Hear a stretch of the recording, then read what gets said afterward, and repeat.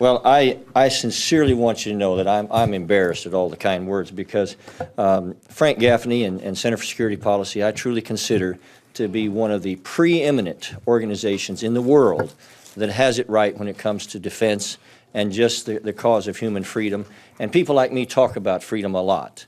But it's people like all of you that really carry the load, and I can't express to you just what a sincere honor it is to be among you, and I really mean that. I'm going to take a point of personal privilege here. I know it seemed like we had all our guys. I didn't do that deliberately, I promise. But my Uncle Virgil is here. He was with me the night I was born, and I can't express just the sense of honor I have for this man. He's been nothing but an inspiration to me my whole life. And I'm just grateful that he could be here. My cousin Victor is here as well, and he's a pretty good guy as well. But no, he's wonderful. But I'm just grateful to have both of them, and you've already met my staff. So thank you very, very much for allowing me to be here. Now, as King Henry VIII said to his fourth wife, I promise I'm not going to keep you long here. Yeah, that didn't sort of had a flat tire. Sometimes it works. If it's not these stodgy defense folks, it works pretty well. But you know, those of us that are here, CSP has demonstrated a commitment to what Ronald Reagan called peace through strength. And it's kind of ironic that we meet here under an administration, in a sense, that embraces almost everything that President Reagan said and knew would weaken America's ability to defend herself. And if you contrast Mr. Reagan and Mr. Obama just briefly, Mr. Reagan said, quote, "When our citizens are abused or attacked anywhere in the world on the direct orders of a hostile regime, we will respond so long as I'm in this Oval Office." Despite our repeated warnings, Gaddafi continued his reckless policy of intimidation, his relentless pursuit of terror. He counted on America to be passive. He counted wrong. But Mr. Obama, even as Iran, the largest the largest sponsor of state terrorism in the world, has enriched uranium now to 4 times more than the levels that are necessary for peaceful nuclear energy. And he's publicly stated that they're willing to share that nuclear technology with other Islamic nations according to their need, to quote him. And Mr. Obama still refuses to confront Iran with anything else really than substantive or non-substantive flowery speeches. Mr. Reagan said of missile defense, he said, "What if a free people could live secure in the knowledge that their security did not rest upon the threat of instant U.S. retaliation to deter a Soviet attack? That we could intercept and destroy strategic ballistic missiles before they reached our own soil or that of our allies?" What a great question to ask, especially 28 years ago, when it seemed just completely a pipe dream to think that we could do such a thing. President Obama on missile defense, he dismantled the European Missile Defense Shield, the only system in the world at that time in that place that could defend both Americans and Europeans from the Iranian nuclear threat, either by medium-range nuclear missiles or long-range nuclear missiles, and of course in the process betrayed valued allies in the region. And of course, I don't have to tell you all that the preeminent responsibility of the President of the United States is to secure national security. And I really wish, without trying to sound too caustic, that someone would explain that to Mr. Obama. When it comes to maintaining the nuclear deterrent, Ronald Reagan said this. He says, "As we proceed, we must remain constant in preserving the nuclear deterrent and maintaining a solid capability for flexible response. Isn't it worth every investment necessary to free the world from the threat of nuclear war? We know it is," close quote. But Mr. Obama, and you're going to be hearing, I think, Fred Zellick, you're going to be speaking about that today, is that right? No, I'm sorry. Well, Fred Zellick, a very esteemed member here among us, former Assistant Secretary of Defense under Mr. Bush, knows more about this than about anyone. But he understands that the START Treaty, the START II Treaty, whatever else it does, it put Russia really at no disadvantage, and it built us down to them. And it was a disastrous thing, and I don't know where it will go ultimately. But again, the Center for Security Policy has stood to the forefront. Now, let me just say to you that all of these things have one thing in common, and that is in each case, the subject you're going to hear more about today, they have a common nexus with EMP. I was just privileged to co-sponsor with what they call in England their Secretary of State for Defense, and what would be the equivalent of our Armed Services Committee chairman, the World Summit on EMP. And we're going to be bringing it here next year. But all of these things have a common nexus with that because it puts Iran and other countries in the position of potentially attacking us with an EMP attack that could literally hurt us in ways that I think that even the defense community is not fully apprised of. The EMP Commission, where you will be hearing here just momentarily from Peter Pry, who actually wrote the bill that created the EMP Commission and was during, the time that the Commission was doing its report, was on staff of the Commission, so he has a tremendous insight on it. But he would say to you, you probably will report to the folks here that the EMP Commission said two things that I think bring this into focus and perspective. They said the EMP attack on America, either naturally or person-made, as Mr. Gaffney said, is the one threat that could defeat the U.S. military. That's something we should pay attention to. The chairman of the EMP Commission, Dr. Graham, said that this kind of tragedy could render 70 to 90% of the U.S. population unsustainable. Those are things that is hard sometimes for us to wrap our mind around, but it's so important that we do that. And so I just want you to know that I'm grateful that the Center for Security Policy is doing that. And I truly believe that there is still every hope for freedom to prevail. But apart from people like you, I'm afraid we'd step out into the darkness. So let me introduce Peter Pry right now, and he will tell us a lot more. Thank you all very, very much.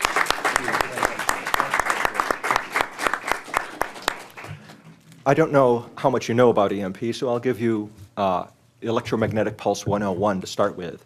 You know, an electromagnetic pulse can be caused in two ways: a nuclear weapon detonating high above the atmosphere, above an altitude of 40 kilometers, and it interacts with the upper atmosphere and causes what is basically a super energetic radio wave, which is harmless to people directly. It'll pass right through your body and you won't even know it. But it will destroy electronic systems across vast regions of the Earth's surface. If the weapon is detonated, even at that low altitude, for example, you'd be taking out the New England states, all of New York, and probably half Pennsylvania. If you detonate it at higher altitude, you can cover the entire United States, parts of Canada and Mexico, and fry electronics across that whole region. There's another threat, a natural threat, from geomagnetic storms. These routinely occur at countries at high northern latitudes. They rarely come down and affect the United States. There was one in 1989 that knocked out the electric grid in Quebec. But we now know, as the result of the work of the EMP Commission, that there is a phenomenon known as a great geomagnetic storm that occurs perhaps every century or so. The last time was the Carrington event in 1859. And this is caused when a solar flare, technically known as a coronal mass ejection, comes out of the sun and strikes the Earth's magnetosphere. And this causes an EMP very similar to that of a very high-yield multi-megaton nuclear weapon. And the effects are very similar, too, in that they would take out long lines, power lines, telecommunication systems, anything that has a large dimension that the pulse can couple into. And both of these things can basically end civilization as we know it. Because we cannot exist as a modern society without electronics, particularly the electric power grid. That is the keystone infrastructure. Everything ultimately depends upon electric power. You know, communications, transportation, banking and finance, and food and water depend upon electric power. You know, we have built cities and locations today that people wouldn't have been able to do in the past because electric power enables us to pump water there to sustain those cities. And when the electric power grid goes, all of those infrastructures that support our society go with them, within hours or days of the electromagnetic pulse.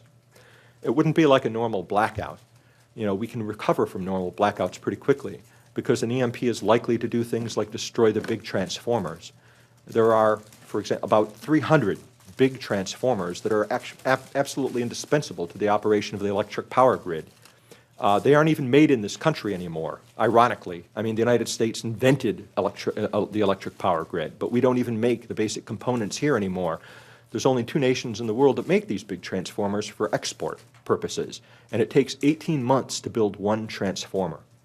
And we have almost no spares, almost no spares.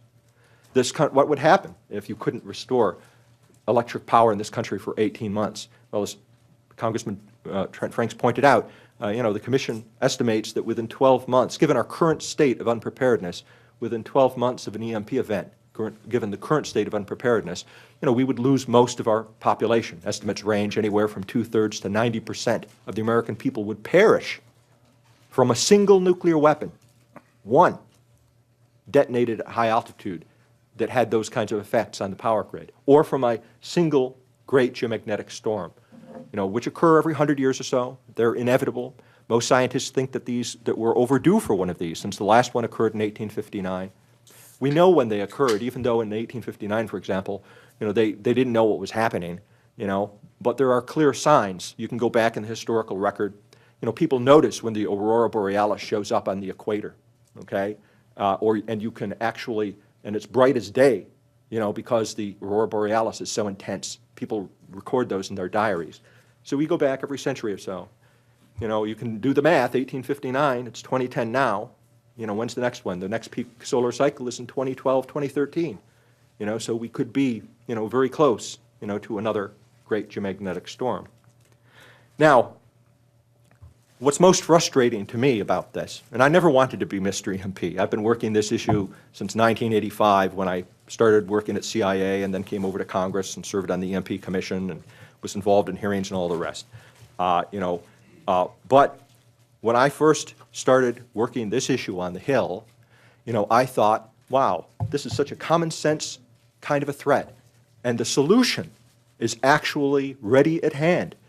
Unlike most other threats, like an all-out nuclear war or terrorist bomb smuggled into a port or biological terrorism, we'll never really be completely safe against those things. There's always going to be a race between our security and the threat that the enemy can come up with. But there's really no excuse for the United States to continue to be vulnerable to EMP.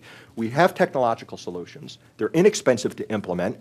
The Commission came up with a plan. It worked 8 years on a plan that is in the coffer, that Congress has, and that could be implemented.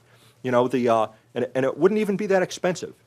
Those 300 big transformers, for $200 million, $200 million, you could protect those big transformers. Not much of a price to pay to save 2/3 of the American population, right? And you would think, I thought, when I started working this problem, that, okay, we'll do a bill and we'll have the solution within a year. Well, here it is, it's like 15 years later since I started working on this particular issue. And I've done a lot of other things. I don't just work on this, but this is my current obsession, in part because we're so close to a solution. And, part of the problem, the biggest part of the problem is that it's not technological. The thing that's going to get us killed is our own strategic culture, the way it's the law that's going to get us killed. Everybody is arguing over who has jurisdiction and responsibility for protecting against EMP. The Department of Homeland Security says, well, it's a nuclear threat, so it's DOD's responsibility. And the Department of Defense says, well, it's protecting the civilian electric power grid. That's a DHS responsibility. And believe it or not, they say you never should see how laws and sausages are made, but that's been the problem. Now, we came very close this year. There's a bill that finally got passed through the House, H.R. 5026, the Grid Reliability and Infrastructure Defense Act. And this man may have saved America because the bill was in trouble in the House. Certain persons, before the bill came out, removed the nuclear EMP threat from the bill to send it forward. But Congressman Franks put together a petition, and they got that language back in. And the bill passed unanimously on a bipartisan basis. How many things get passed on a bipartisan basis these days in this political climate, this year? That's how strong the evidence was from not just the EMP Commission, but there were several other commissions, including the National Academy of Sciences, that had independently looked at this and said, yeah, this is really a threat, we've got to do something. So the bill went forward to the Senate, and we hoped it would sail through the Senate, but guess what? It didn't. And it got almost, it may have been shipwrecked. If it fails, it will be shipwrecked. But it's again on this question about, well, who really has responsibility administratively for this, legally for this? Anyway, we have powerful allies in the Senate, including Senator Reid. I mean, there's bipartisan support for this. And those of us supporting the bill have been promised that it will be brought up for a vote, in the lame duck. So there's still a chance it can pass. We're that close. If that bill passes, it's going to be implementing one of the major recommendations of the EMP Commission, and it will put in place for the first time the legal authorities and the financial mechanisms so we can get this country protected against EMP. You know, if we had 5 years and 10 or $20 billion, you know, we could basically forget about this threat and go worry about other things, because this is a threat that we can protect the critical civilian infrastructures against. It's something we can do something about. And I wish you, those of you who are working Congress, those of you who are on staff, I wish I were in your shoes, because you're probably where you are because you want to make a difference with your life. And I'm doing this because I want to make a difference with my life. And this is one of those few areas where with just a little effort, if you can get one bill passed, you can make a huge difference. You can protect, save 2/3 of the American people. We can take away probably the main reason Iran is working on the bomb, because it only needs one bomb. That answers the mystery about why countries like North Korea and Iran, you know, are satisfied to have nuclear programs that, you know, they'll have crude nuclear missiles, you know, crude nuclear warheads perhaps, only in a few of them. Why would they do that? We've got thousands of nuclear weapons. They only need one.